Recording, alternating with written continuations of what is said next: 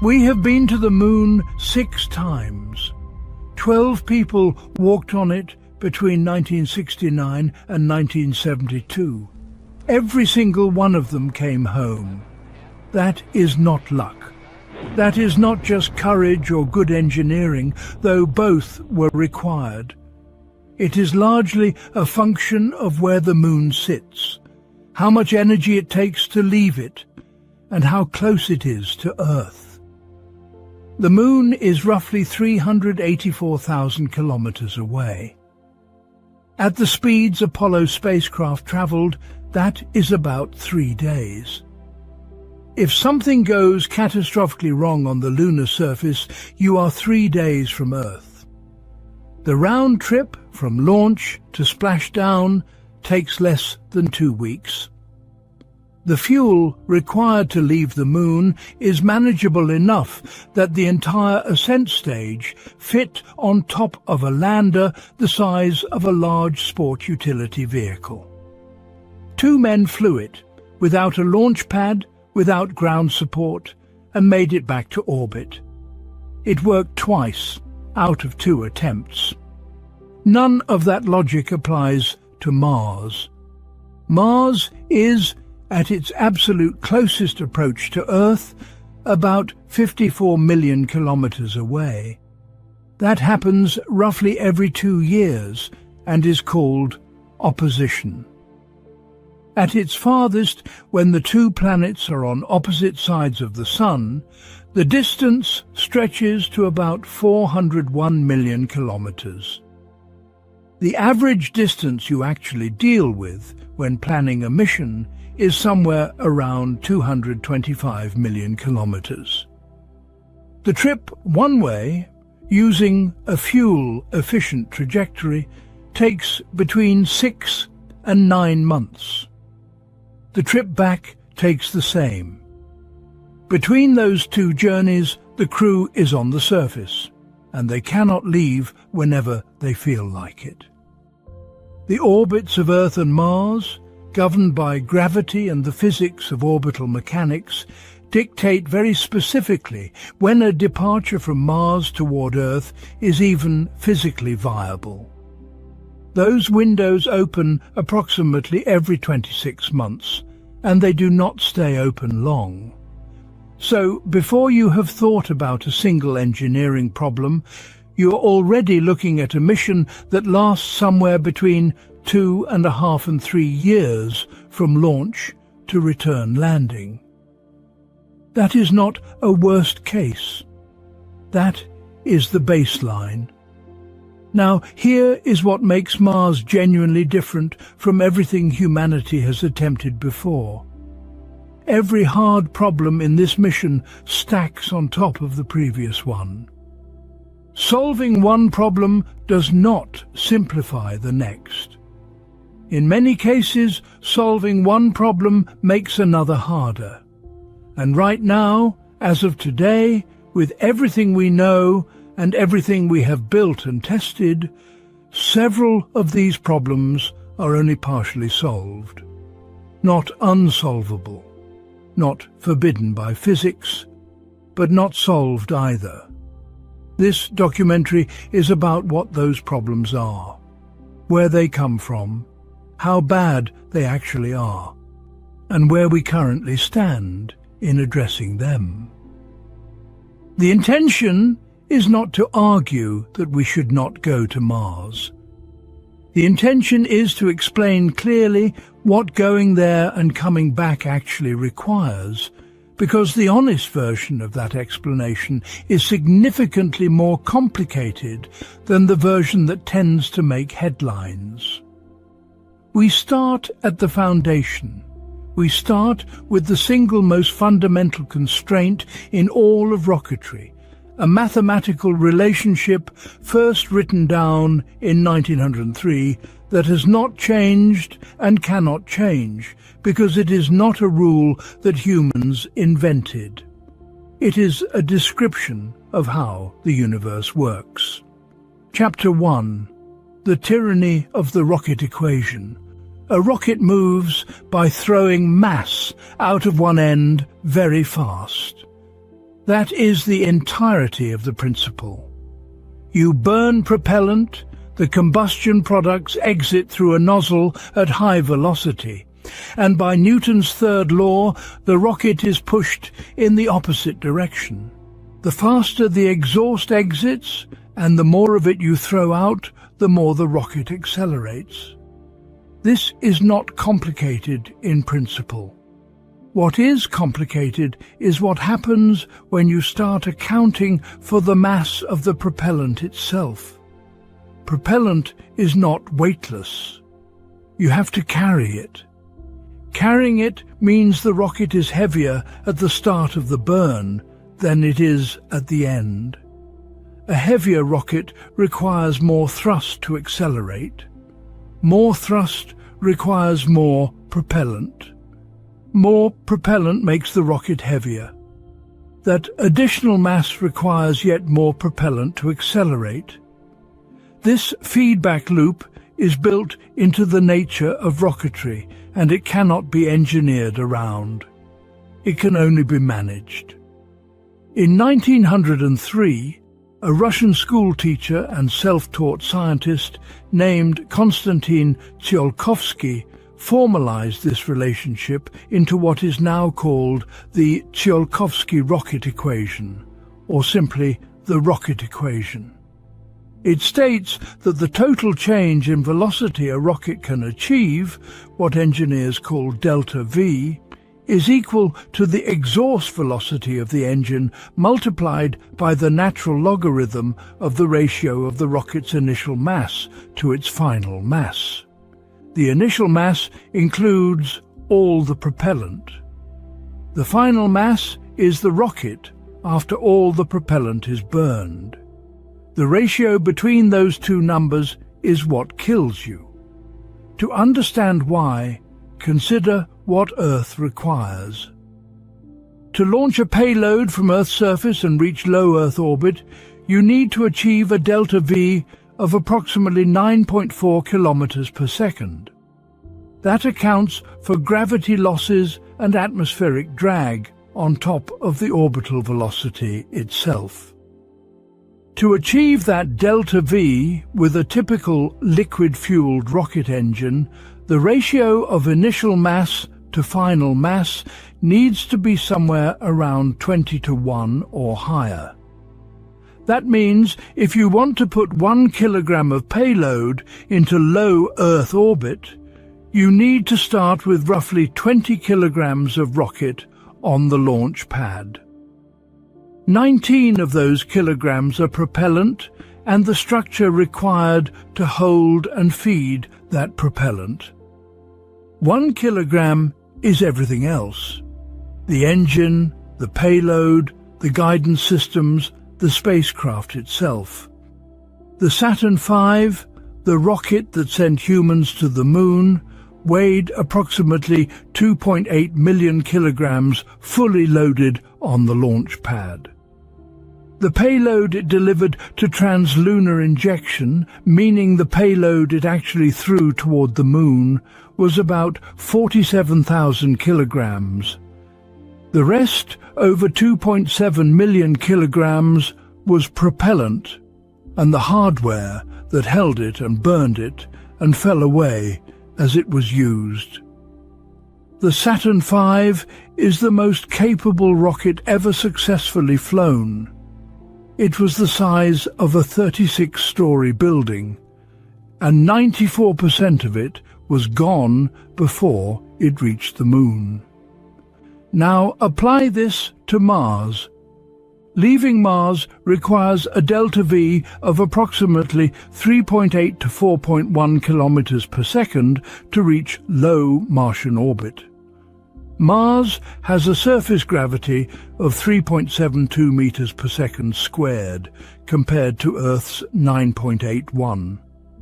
Its atmosphere is about 0.6% as dense as Earth's at sea level, so atmospheric drag during ascent is minimal compared to Earth. On those two numbers alone, leaving Mars sounds much more manageable than leaving Earth. And in terms of absolute delta V required, it is 4 kilometers per second is less than half of the roughly 9.4 kilometers per second needed to reach low Earth orbit. Here is why that comparison is misleading. The 4 kilometers per second figure describes what a rocket already sitting on Mars, fully fueled, needs to achieve. It says nothing about how the rocket got there, how it was built there, or how the fuel was produced there. Every kilogram of that rocket, every component of its engines, every liter of propellant, if you were to ship it from Earth, had to first escape Earth's gravity at 9.4 kilometers per second, then travel for months, then decelerate into Mars orbit, then descend to the surface. Each of those steps consumes propellant. Each gram of Mars return propellant shipped from Earth costs many times its own mass in Earth-launched propellant to actually arrive at the Martian surface ready to use. The generally accepted figure in mission planning is that it costs somewhere between 5 and 10 kilograms of Earth launch mass to deliver 1 kilogram of payload to the Martian surface, depending on mission architecture and how aggressively you optimize. Some estimates are higher. This is why shipping the return fuel from Earth is not seriously considered in any major Mars mission architecture. The mass requirements would be staggering. You would need to launch something closer to a Saturn V equivalent just to deliver enough propellant for the return trip. And then that entire mass would sit on the Martian surface for years before it was used. The only credible solution is to not ship the fuel at all. You make it on Mars using materials already there. This is called in-situ resource utilization, and we will come back to it in detail shortly. But the rocket equation has one more implication worth making explicit. When engineers say that Mars return is technically feasible, they are correct that the physics does not prevent it. A 4 kilometers per second delta V is achievable with existing engine technology. The rocket equation does not say it is impossible. What the rocket equation says is that the mass budget is very tight, the margins are real, and any deviation from the planned propellant mass, whether from underproduction, boil-off, or inefficiency, directly reduces the delta V available to the crew. In rocketry, running short on delta V at launch is not a problem that can be fixed in flight. You either have the velocity to reach orbit or you do not. Every Mars return architecture ever seriously proposed by NASA, SpaceX, or any national space agency has had to confront this and build solutions around it. Those solutions are real and technically grounded. They also depend on a chain of systems all working as designed, on a planet where no one can send a repair crew. And this is the part of the conversation that tends to get less attention than the launch vehicles themselves. Having understood why the fuel problem is what it is, the next question is more immediate. Even if you know exactly how much fuel you need, where does the rocket come from? On Earth, building and operating a rocket requires a scale of industrial infrastructure that most people never think about because it has always just existed. On Mars, it does not exist, and someone has to build it. Chapter 2. Building Cape Canaveral in a desert with 6 people. Kennedy Space Center in Florida covers about 570 square kilometers. It employs, depending on how you count the contractors, somewhere around 10,000 people during active launch campaigns. The launch pads themselves are feats of civil and mechanical engineering. Reinforced concrete structures designed to withstand the thermal and acoustic energy of a rocket ignition, equipped with water deluge systems, cryogenic fueling infrastructure, electrical umbilical towers, hold-down release mechanisms, and a communication network connecting hundreds of technicians to the vehicle in real time during countdown. A rocket, any orbital rocket, is one of the most mechanically demanding machines humans build. The turbopumps in a liquid-fueled rocket engine spin at tens of thousands of revolutions per minute, while feeding propellants at temperatures hundreds of degrees below zero into a combustion chamber running at pressures of hundreds of atmospheres and temperatures that would instantly melt the metal walls, if not for carefully engineered regenerative cooling. The tolerances throughout the system are extremely tight. A seal that is slightly out of spec allows propellant to leak. A weld that is slightly under strength can fail under the mechanical loads of flight. A sensor that drifts out of calibration can cause the engine control system to operate incorrectly. On Earth, if any of these issues appear during the weeks of vehicle processing before launch, teams of specialists address them. Parts are available from suppliers, test equipment is on hand, the launch can be delayed. On Earth, a launch scrub is an inconvenience. You come back in a few days. On Mars, none of the infrastructure exists at the start of a mission. What exists is whatever the crew brought with them. Whatever can be fabricated locally, and whatever autonomous systems were pre-deployed before the crew arrived. Current Mars mission architectures, particularly those being developed by SpaceX, assume that hardware is sent to Mars ahead of the crew. The ascent vehicle is one of the first things sent. It lands autonomously and either arrives pre-fueled or begins the fueling process immediately using onboard ISRU systems before the crew even leaves Earth. The crew departs Earth only after confirmation that the ascent vehicle on Mars is fueled and ready. This pre-deployment philosophy is specifically designed to reduce the amount of construction and preparation the crew has to do after landing. But pre-deployment does not mean the crew has nothing to do.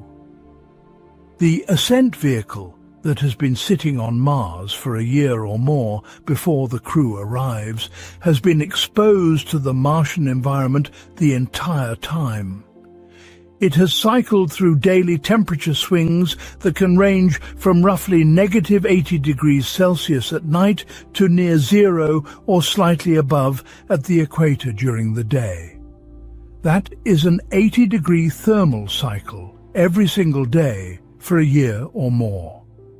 Thermal cycling causes material fatigue.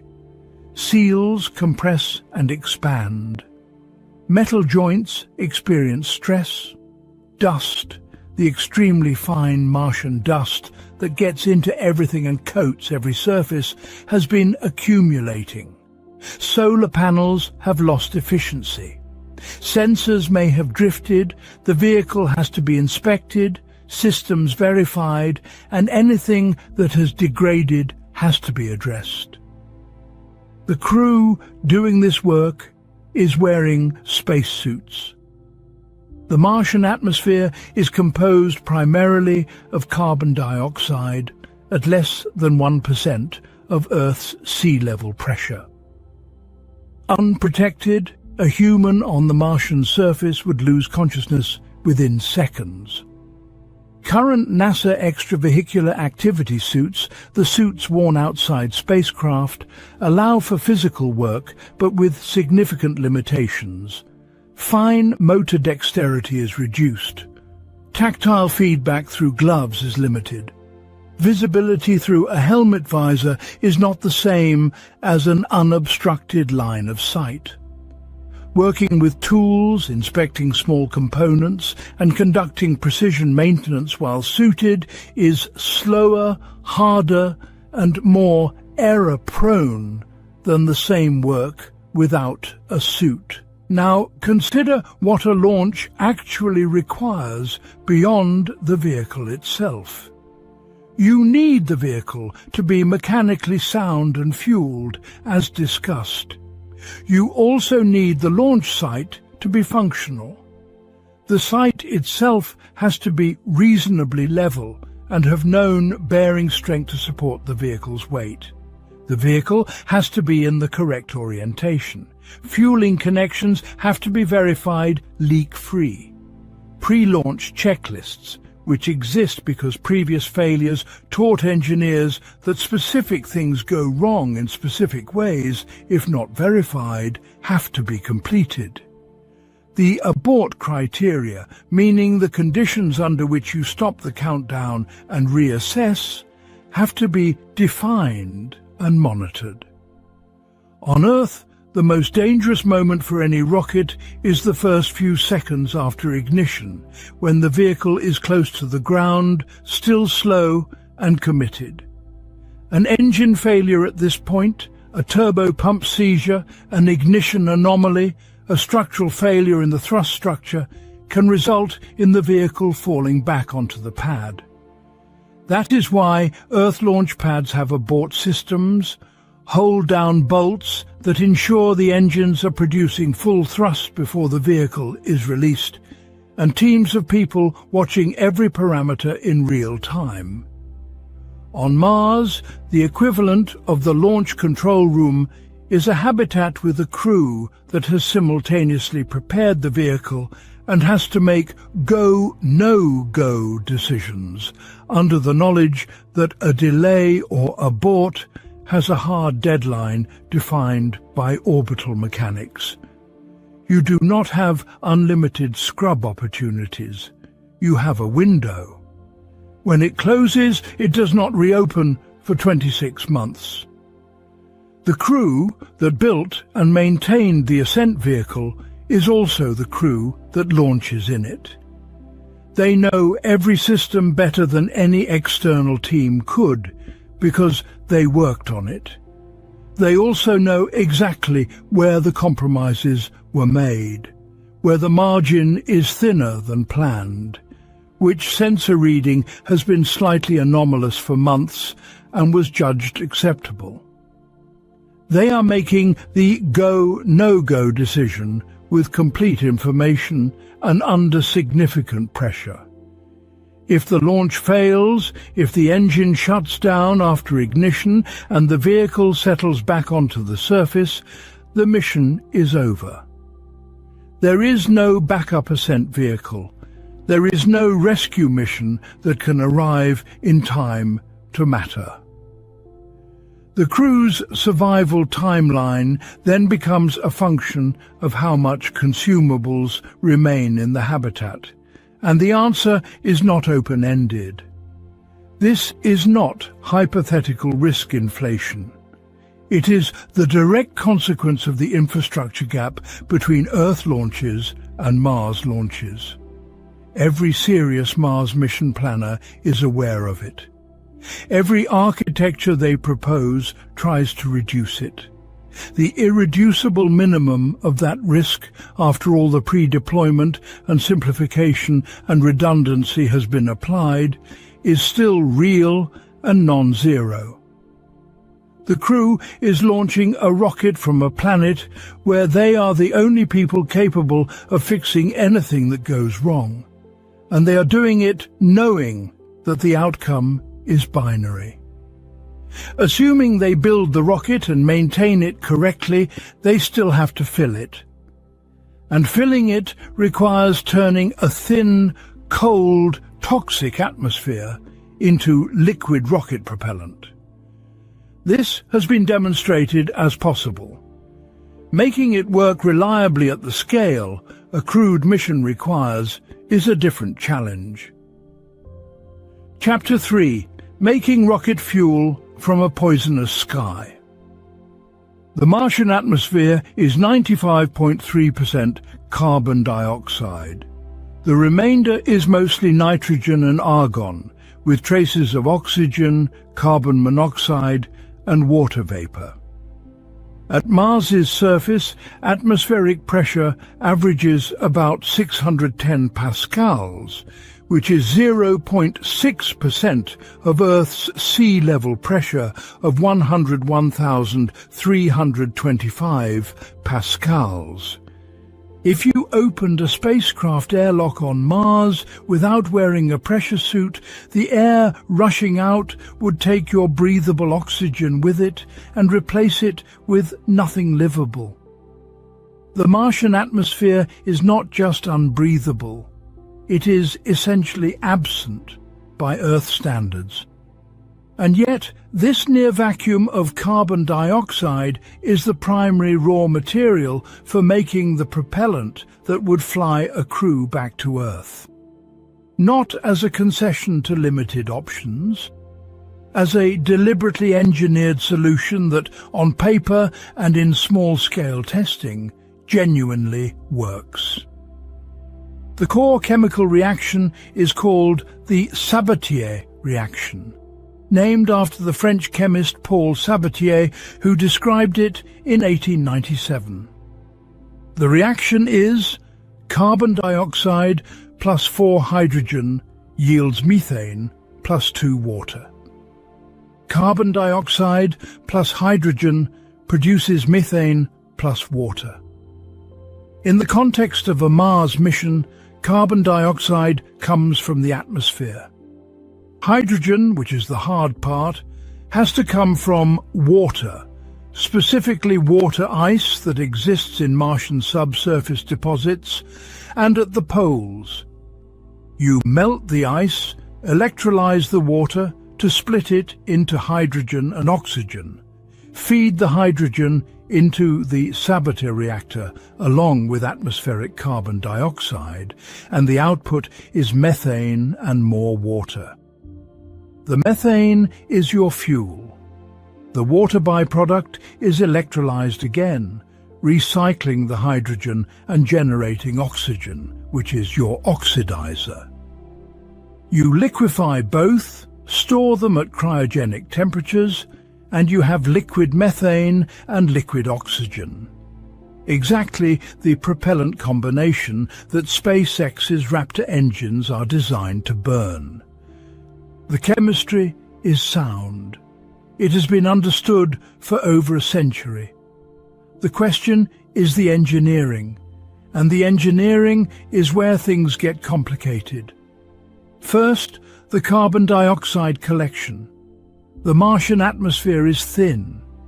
To collect meaningful quantities of carbon dioxide, you need an intake system that draws in large volumes of atmosphere, compresses it, filters out the trace gases, and delivers concentrated carbon dioxide to the reactor. The compressor runs continuously for months or years to accumulate enough feedstock. On Earth, running a compressor for years is not remarkable. On Mars, it runs on power generated by solar panels or a nuclear reactor in an environment where dust storms can coat solar panels for months at a time, reducing power output to a fraction of nominal. The compressor has to be robust enough to operate in that environment without maintenance intervention it cannot receive. Second, the water ice. Mars has water ice. That is confirmed. The Martian Reconnaissance Orbiter and other spacecraft have mapped subsurface ice deposits across significant portions of the planet, particularly at mid to high latitudes. But confirmed existence from orbit and practical extraction by a surface crew with limited equipment are different things. The crew needs to locate ice close enough to their habitat to mine it, extract it in quantity, process it, and feed it into the system. The exact depth and accessibility of ice at any given landing site is not known with the precision a mining operation requires. Landing site selection for future crewed missions will have to balance factors including ice accessibility, solar power availability, terrain safety, and proximity to scientific targets. All of those factors cannot be maximized simultaneously. Third, the Sabatier reactor itself. The reaction runs at roughly 300 to 400 degrees Celsius. It requires a catalyst, typically a metal like nickel or ruthenium, that facilitates the reaction without being consumed by it. Catalysts degrade over time. Their efficiency drops.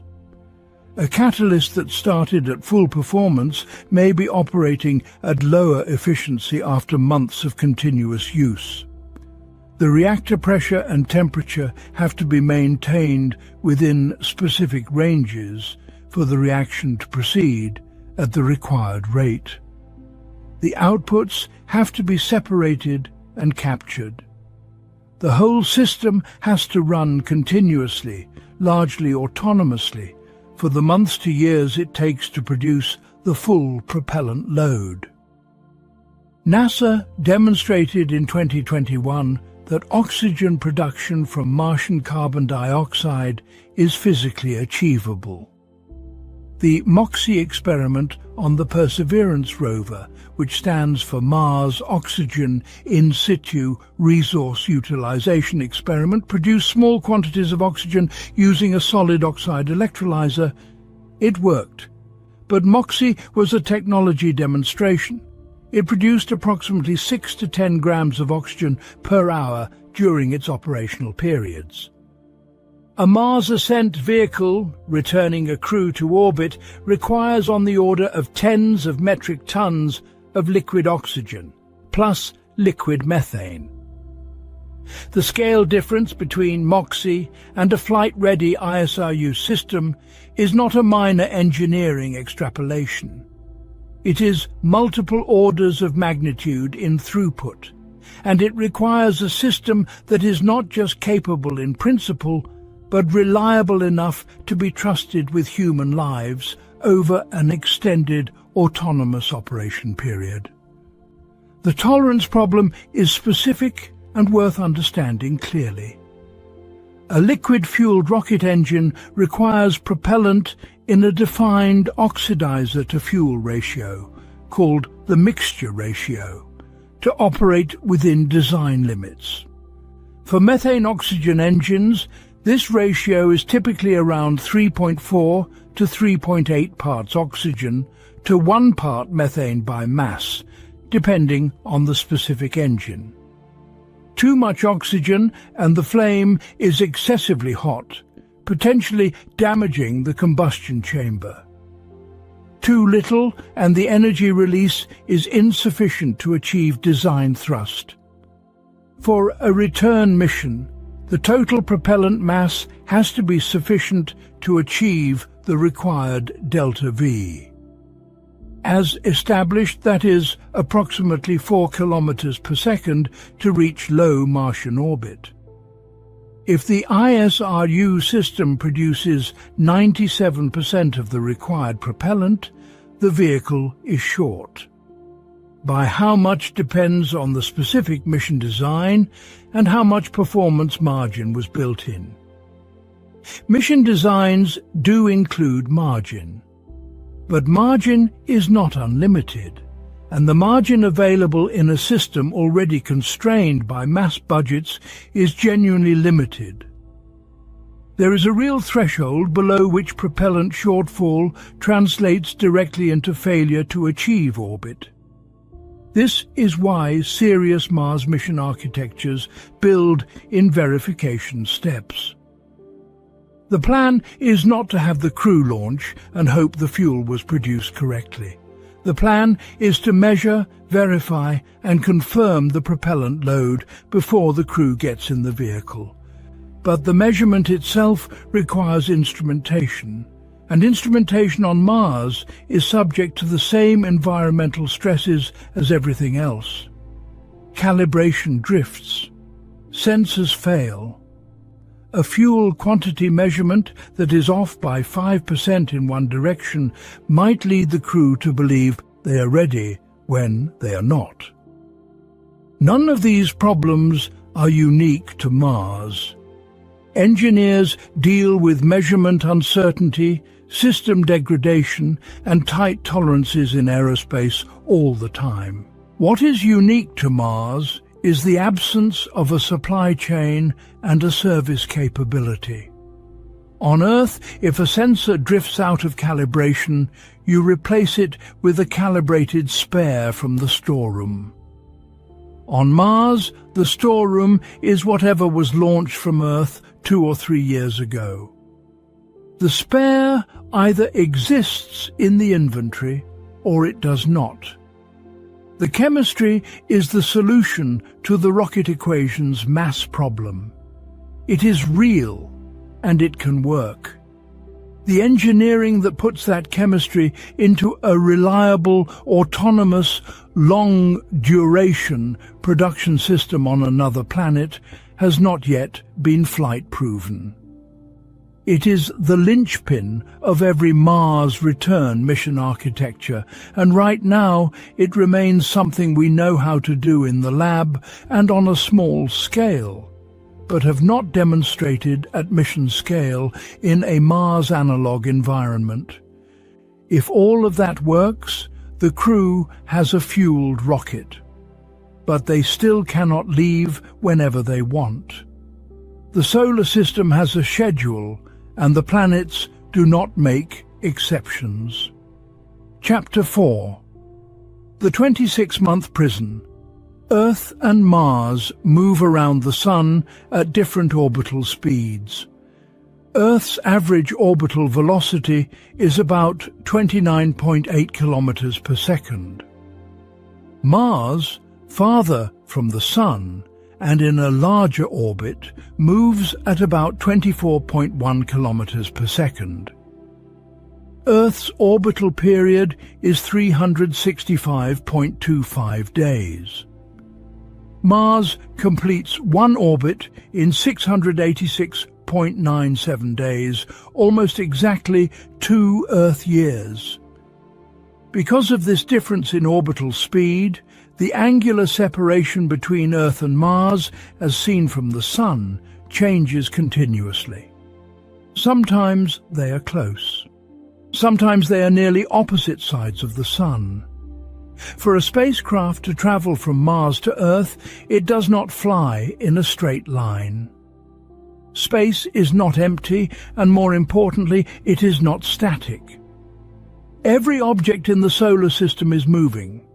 A spacecraft leaving Mars is not heading toward where Earth is at the moment of departure. It is heading toward where Earth will be when the spacecraft arrives, months later.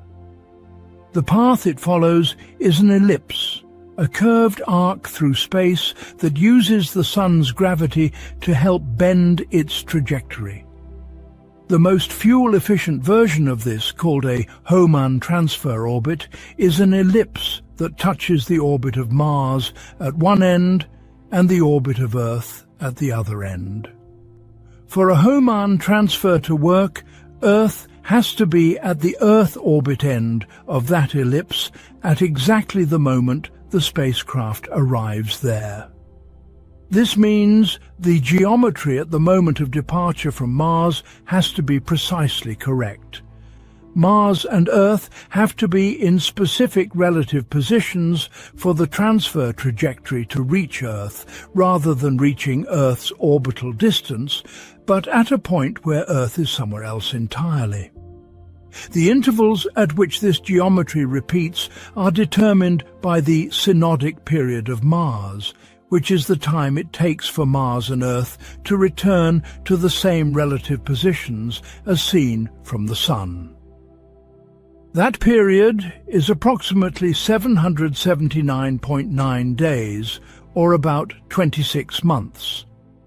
This means a Hohmann transfer window from Mars to Earth opens roughly every 26 months. The window is not a fixed date on a calendar.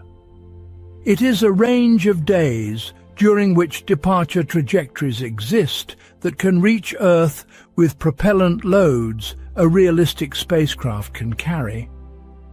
That window is typically a few weeks wide, though the exact duration depends on how much performance margin the mission has available. Outside of a launch window, getting from Mars to Earth is either impossible with available propellant or requires trajectories that take significantly longer and still may not be within reach.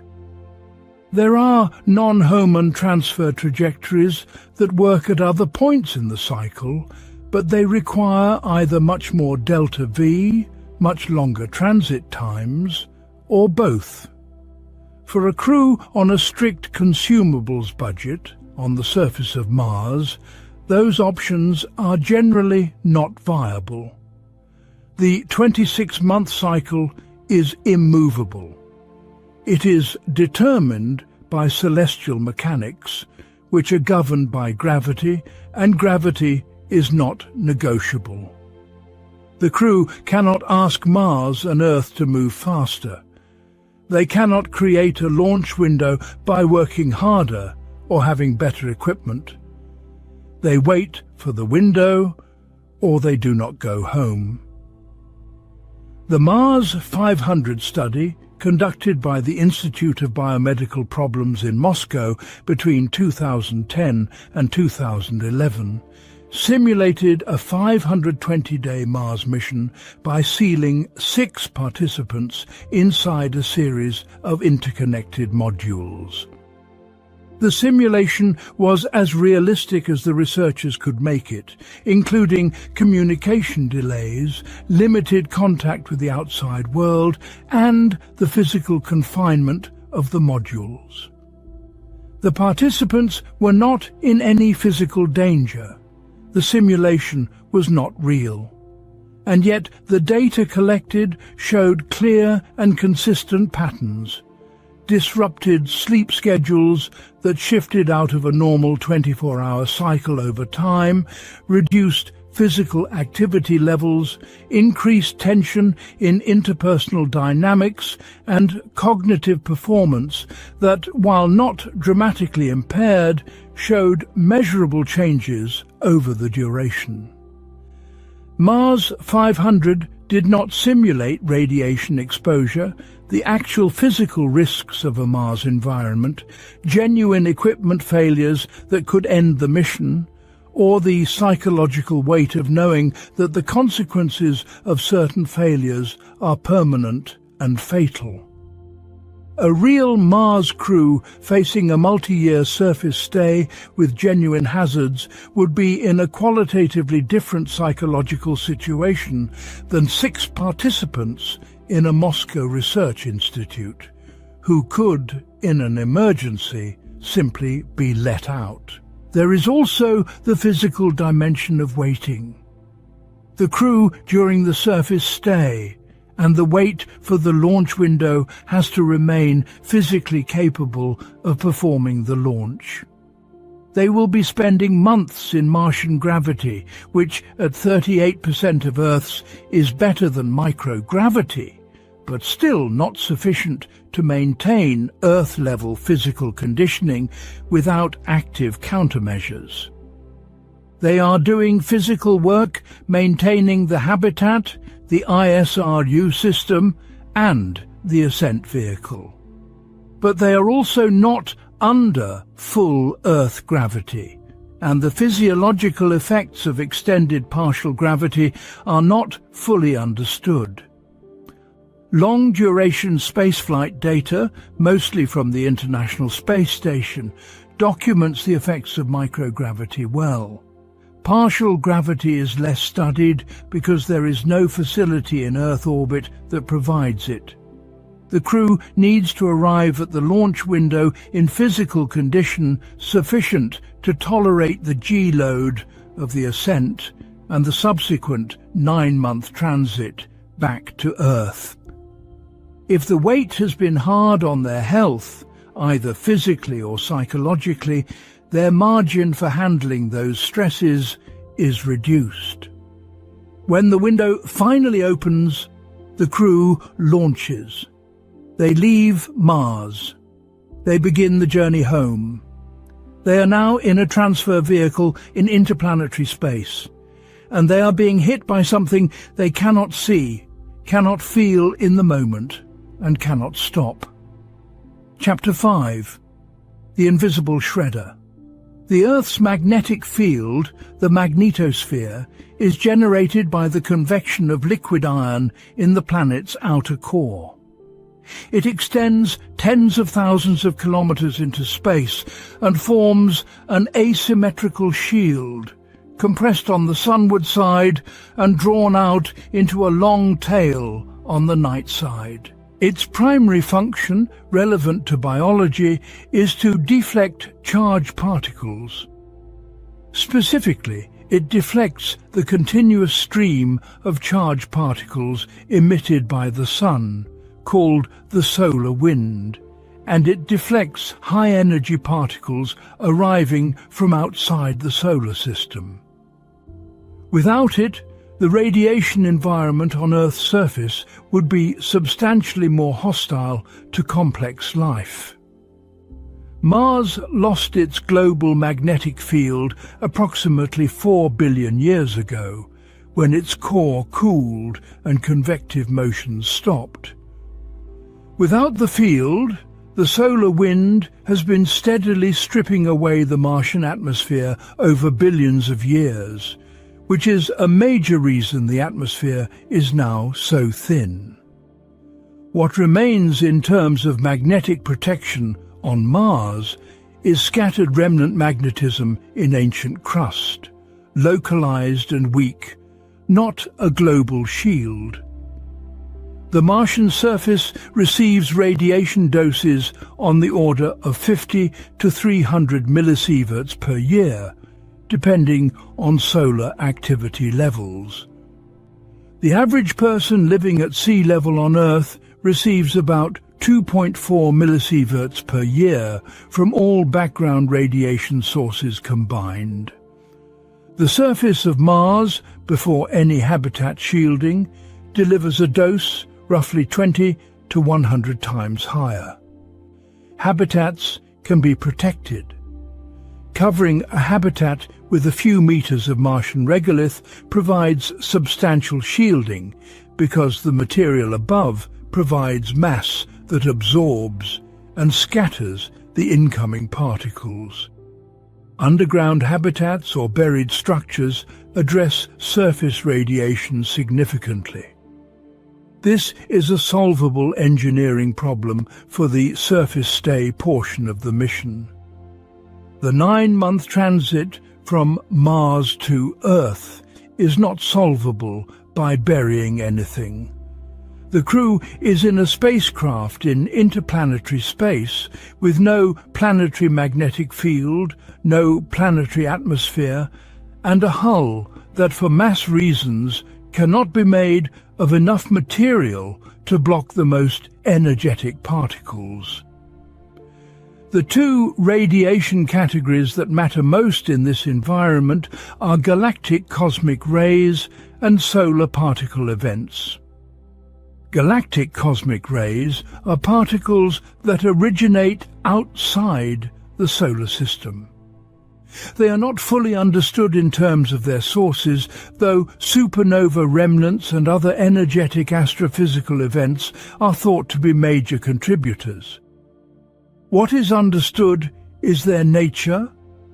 They are atomic nuclei, mostly protons, but also heavier nuclei including helium, carbon, oxygen, iron and others, stripped of their electrons and moving at velocities up to about 99.9% of the speed of light. The most energetic of them carry enough energy that they can pass through a meter of lead without stopping. No practical passive shielding stops the most energetic galactic cosmic rays.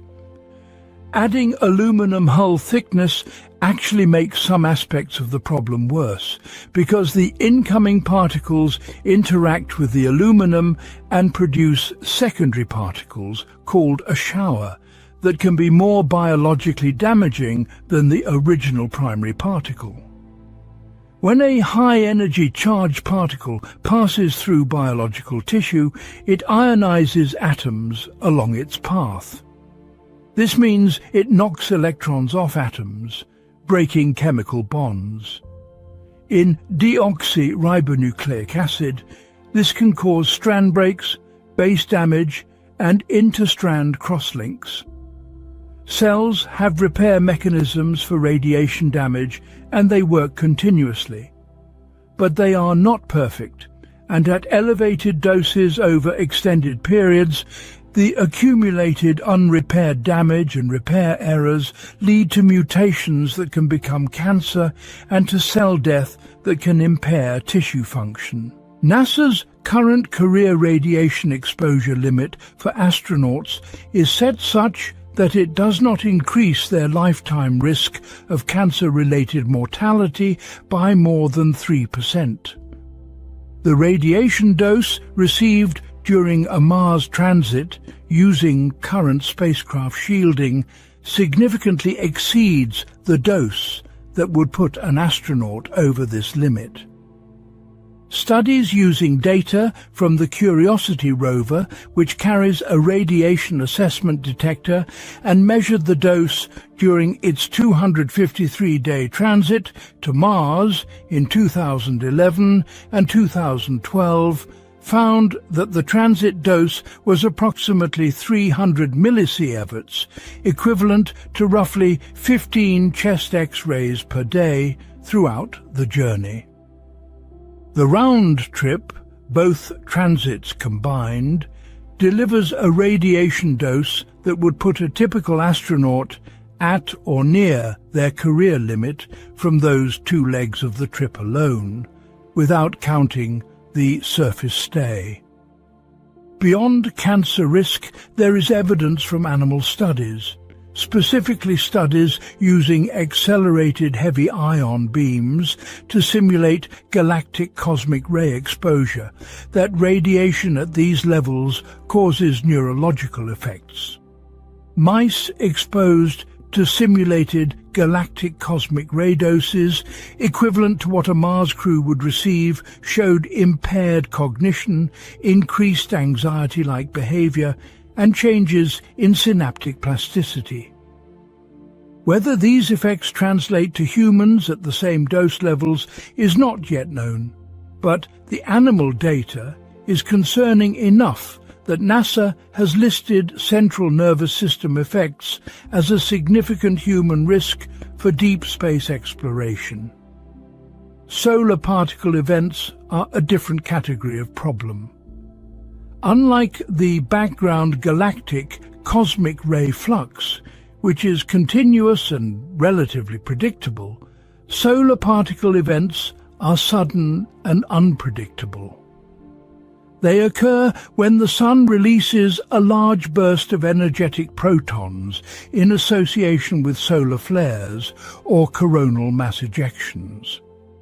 A major solar particle event can deliver a radiation dose of several hundred millisieverts to several sieverts in the space of hours, depending on the intensity of the event and the distance from the Sun. At Mars's distance, the dose from a large solar particle event is lower than at Earth's distance because it falls off with the square of the distance from the Sun, but it is not negligible.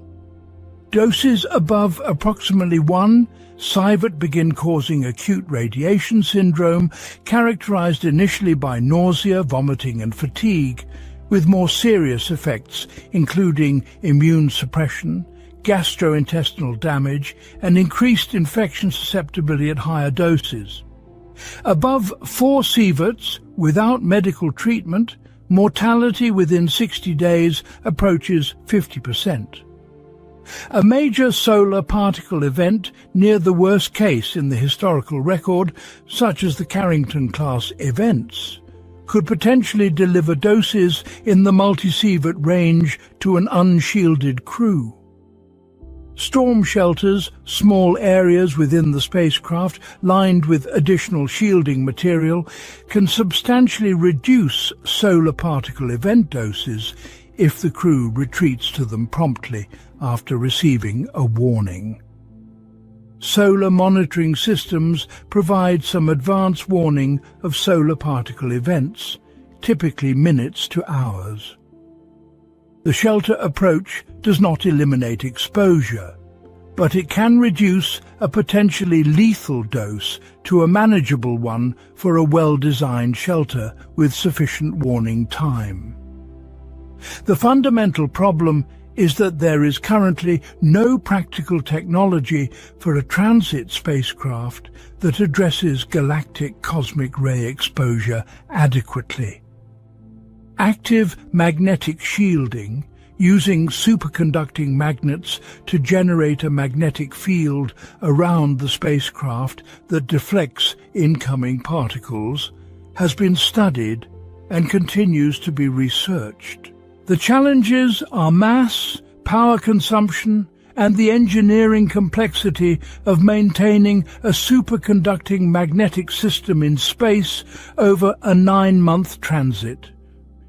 No design has been demonstrated as feasible for a crewed mission in terms of the mass budget it would consume.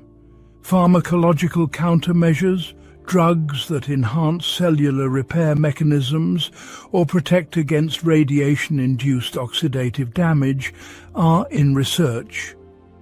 Antioxidants have shown some protective effect in animal models. No drug has been validated as providing meaningful protection against galactic cosmic ray-level exposure in humans. The current situation is that mission planners and radiation biologists are working on updated risk models, arguing that the 3% lifetime cancer mortality increase limit may need to be revised to allow for the unique circumstances of a Mars mission, while simultaneously pursuing shielding and pharmacological research. This is an honest acknowledgement that the problem is not solved and that decisions will have to be made about what level of radiation risk is acceptable for a crew that is voluntarily undertaking an exploration mission. This is not a trivial ethical and engineering question, and it has not been resolved. When the crew survives the transit, depleted by radiation, they still have to survive the entry into Earth's atmosphere at a speed that exceeds anything a crewed spacecraft has ever attempted. Chapter 6: Coming Home at the Wrong Speed. Every spacecraft that has returned from beyond low Earth orbit has faced the challenge of re-entry heating. The physics driving that heating is the same regardless of where the spacecraft is coming from, but the intensity scales dramatically with speed. When a spacecraft enters a planetary atmosphere, it is moving fast, very fast. As it hits the upper atmosphere, the gas in its path cannot move out of the way quickly enough. The result is a shock wave immediately in front of the vehicle, and within that shock wave the gas is compressed and heated to extreme temperatures through a process of adiabatic compression and dissociation. This is not friction in the conventional sense, though it is often described that way. It is compression heating. The spacecraft does not burn because air is rubbing against it. It heats up because it is compressing the air in front of it so rapidly and so intensely that the compression itself converts the kinetic energy of the spacecraft into thermal energy. Apollo capsules returning from the Moon entered Earth's atmosphere at approximately 11 kilometers per second. This was faster than any previous crewed vehicle, and the heat shield design for Apollo was specifically developed to handle that energy. The heat shield was made of an ablative material called Ave coat, which absorbed thermal energy by decomposing and releasing gas, carrying heat away from the capsule in the process. Apollo crews survived the entry. The heat shield did its job. A spacecraft returning from Mars enters Earth's atmosphere at approximately 12 to 14 kilometers per second. The exact figure depends on the transfer trajectory and whether any Earth orbit insertion maneuver is performed before entry. But a direct entry from a Mars return trajectory falls in that range. The increase from 11 to 12 or 14 kilometers per second sounds modest. The energy involved does not scale linearly with speed. It scales with the square of speed. Kinetic energy is 1/2 times mass times velocity squared. Going from 11 kilometers per second to 14 kilometers per second is an increase in speed of about 27%, but an increase in kinetic energy of about 62%. The heat shield has to manage 62% more energy, not 27% more. Surface temperatures on the heat shield during a Mars return entry are estimated at approximately 3,000 to 4,000 degrees Celsius. The surface of the Sun is approximately 5,500 degrees Celsius. Heat shield materials operating in this regime need to be ablative, meaning they manage the heat load by consuming themselves in a controlled way, carrying the heat away in gases produced by the decomposition of the shield material. The mass of ablative material required increases with the energy load. A Mars return entry needs a larger and heavier heat shield than an Apollo return, which adds to the mass budget of the vehicle, which feeds back into the propellant requirements. NASA has been developing and testing technologies specifically for high-energy entry scenarios. One of the most relevant is inflatable aeroshell technology. An aeroshell is a heat shield structure that deploys to a larger diameter than the vehicle's structural diameter, significantly increasing the aerodynamic drag area without a proportional increase in mass. More drag means the vehicle decelerates higher in the atmosphere at lower air density, spreading the heat load over a longer time period and reducing the peak heating rate. NASA's Lofted mission in 2022 successfully tested an inflatable aeroshell at scale. The technology works. Scaling it to the dimensions needed for a crewed Mars return vehicle and certifying it for human spaceflight is the remaining engineering work. Now, consider the people inside that vehicle. The crew has been gone for roughly 3 years. The outbound transit was 6 to 9 months in microgravity. The surface stay was 1 to 2 years, during which they experienced Martian gravity, 3.72 meters per second squared, or 38% of Earth's. The return transit was another 6 to 9 months in microgravity. For the portions of the mission spent in transit, the crew has been in full microgravity. The total time in microgravity or reduced gravity is on the order of 2 years or more. The human body responds to reduced gravity in well-documented ways.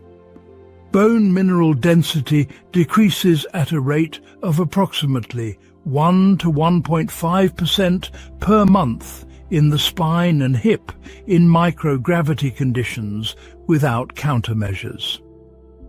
With the exercise regimens currently used on the International Space Station, including resistance training, the rate is reduced but not eliminated.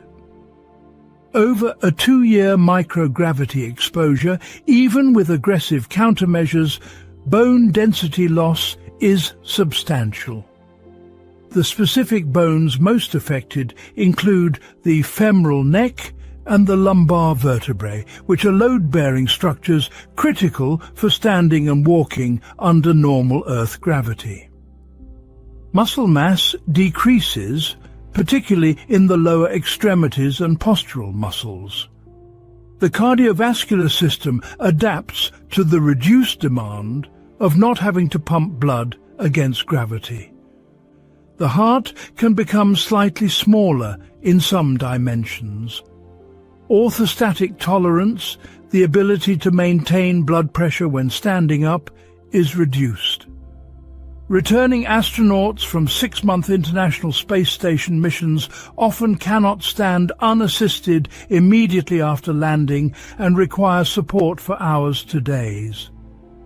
During re-entry, the vehicle is decelerating hard. The deceleration during atmospheric entry is not a brief spike. It builds and falls over several minutes, depending on the entry profile.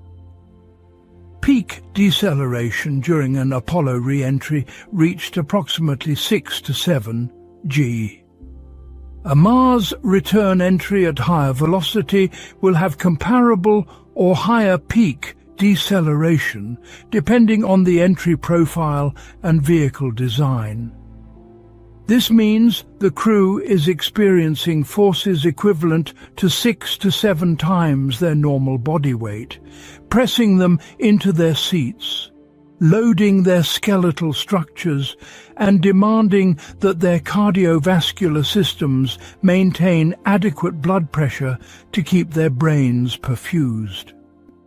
For a crew in normal physical condition, this is uncomfortable but manageable. Military pilots regularly train for high G tolerance. The human body can handle short-duration G loads well with appropriate physical conditioning and, if in a reclined position, somewhat higher loads than in an upright position. Apollo and Soyuz crews return in a reclined position specifically to distribute the G load more favorably across the body. For a crew whose bones have lost 15 to 30% of their density, depending on how effective the countermeasures were over the 3-year mission, the structural loading during entry is a different situation. Bones weakened by long-duration spaceflight have reduced tolerance to mechanical stress. The loads experienced during a high-G re-entry applied to demineralized bone create real risk of fracture. The femoral neck, one of the bones most affected by spaceflight-induced bone loss, is the bone most commonly fractured in falls and high-impact situations on Earth. A Mars return crew hitting 6G deceleration with significantly reduced femoral bone density is not in the same risk category as a healthy person experiencing the same deceleration. Cardiovascular problems during high-G re-entry are also a documented concern. Reduced cardiovascular conditioning after years of low gravity combined with the orthostatic challenge of return to full Earth gravity simultaneously with the G-loading of re-entry, creates conditions where maintaining adequate cerebral blood flow is harder than it would be for a freshly trained crew. Loss of consciousness during re-entry would be problematic, though modern entry vehicles do not require active crew input for most of the re-entry sequence. The current countermeasure program for long-duration spaceflight, developed primarily through International Space Station operations, includes daily exercise using resistance and aerobic training equipment, nutritional protocols to maintain bone and muscle, pharmacological interventions being studied to address bone loss, and lower body negative pressure devices that partially simulate the cardiovascular demand of standing against gravity. These countermeasures work. They meaningfully reduce but do not eliminate the physiological changes of long-duration spaceflight. Over 3 years, with the best countermeasures currently available, the crew will still be physiologically different from how they started. How different, and whether the difference is within safe limits for a high-G re-entry, is an open research question that cannot be answered with International Space Station data alone because no one has spent 3 years in space. The actual calculation. Here is the state of each problem, stated plainly. The rocket equation is not a problem that will be solved. It is a description of physics.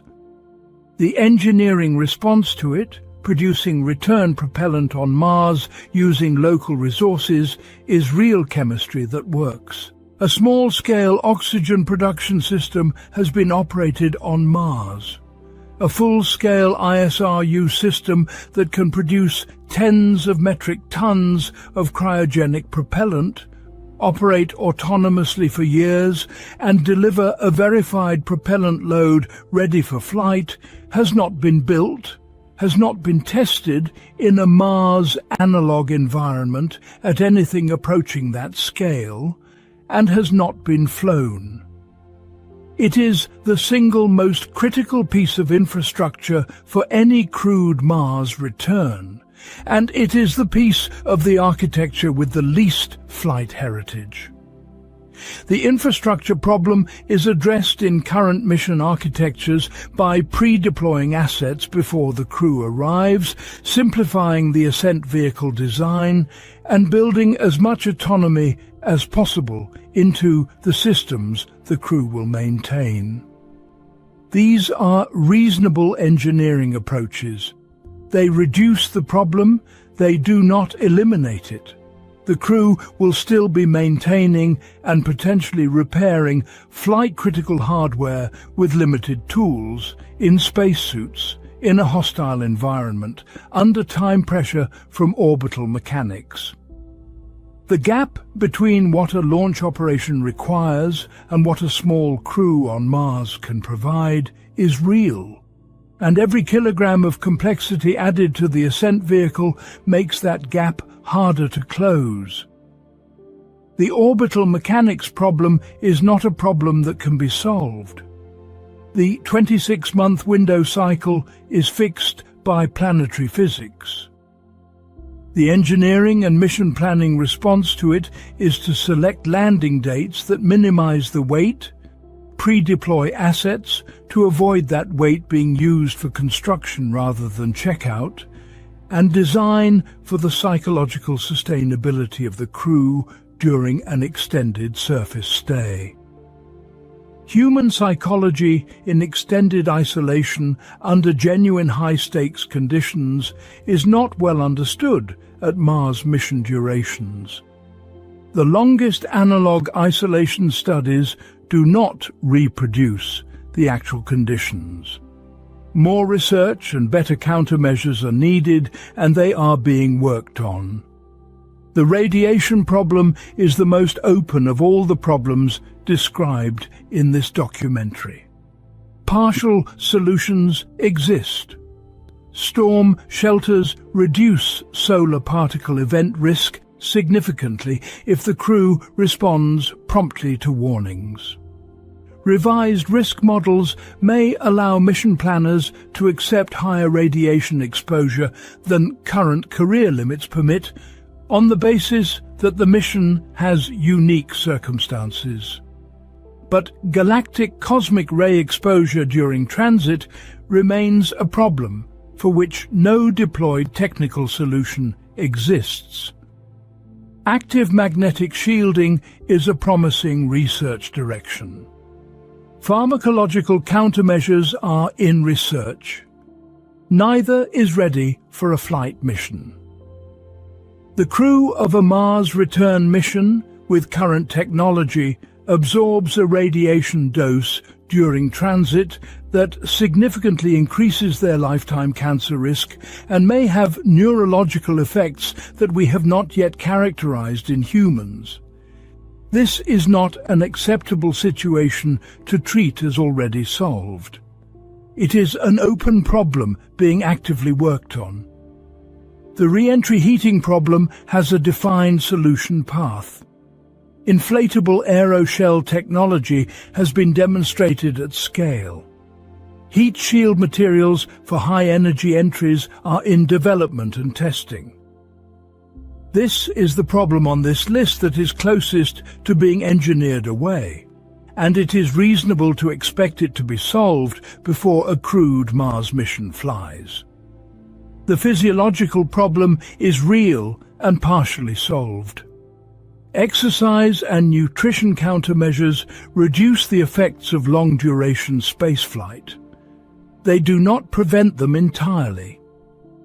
The data gap for missions longer than the longest International Space Station stays is significant, and 3 years is substantially longer than any human has spent in space. The interaction of that level of deconditioning with the stresses of re-entry and immediate return to full Earth gravity needs to be characterized before a crew is put in that situation. Ongoing research on bone and muscle pharmacology may improve the countermeasures before a Mars mission flies. Whether it will be adequate is not yet known. What does all of this add up to? It adds up to a mission that is more difficult than any human spaceflight ever attempted by a significant margin in multiple dimensions simultaneously. It is not impossible. The physics does not forbid it. The engineering is real. The chemistry works. People who say it is achievable within this century are probably right. But achievable and ready are different things. And the gap between where we are now and where we need to be to send humans to Mars and bring them home safely is a gap that requires specific defined engineering work to close. That work is happening. It is not happening as fast as the most optimistic timelines suggest. Some of it is not happening fast enough relative to the ambitions of the organizations and agencies announcing crewed Mars missions on short timescales. The honest version of the Mars return problem is this.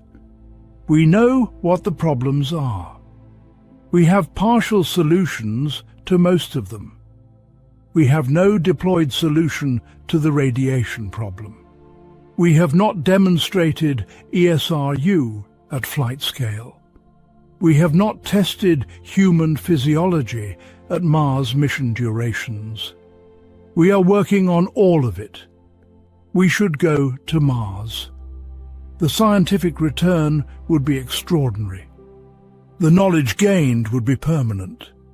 The argument for going, carefully and when ready, is strong. The argument for going before these problems are solved is not strong. It is the kind of argument that makes headlines and secures funding and sounds like ambition, but contains within it the possibility that the first humans to land on Mars become the first humans to die on Mars, not because of an unforeseeable accident, but because known, characterized, documented problems were not fully addressed before departure. The people working on these problems know this. The engineers designing ISRU systems, the biologists modeling radiation risk, the physicians developing spaceflight countermeasures, they understand exactly what they are working toward and exactly what is not finished yet. The progress is real. The gap is also real. Mars is going to be reached by humans. When that crew lands and looks up at the sky and sees the sun as a slightly smaller disk than it appears from Earth, they will be standing on ground no human has ever touched. And the single most important thing that happens in the months before they leave Earth will not be the launch. It will be the confirmation, rigorous and unambiguous, that every problem described in this documentary has been adequately solved for the specific conditions of their mission. Not mostly solved, not probably solved. Adequately solved, with margin, with contingencies, with the kind of verification that lets the people responsible for human lives say with genuine confidence, not promotional confidence, that the crew can get there, survive, and come home. That is the standard. We are not there yet. The question is not whether we will be. The question is whether we will be patient enough to wait until we are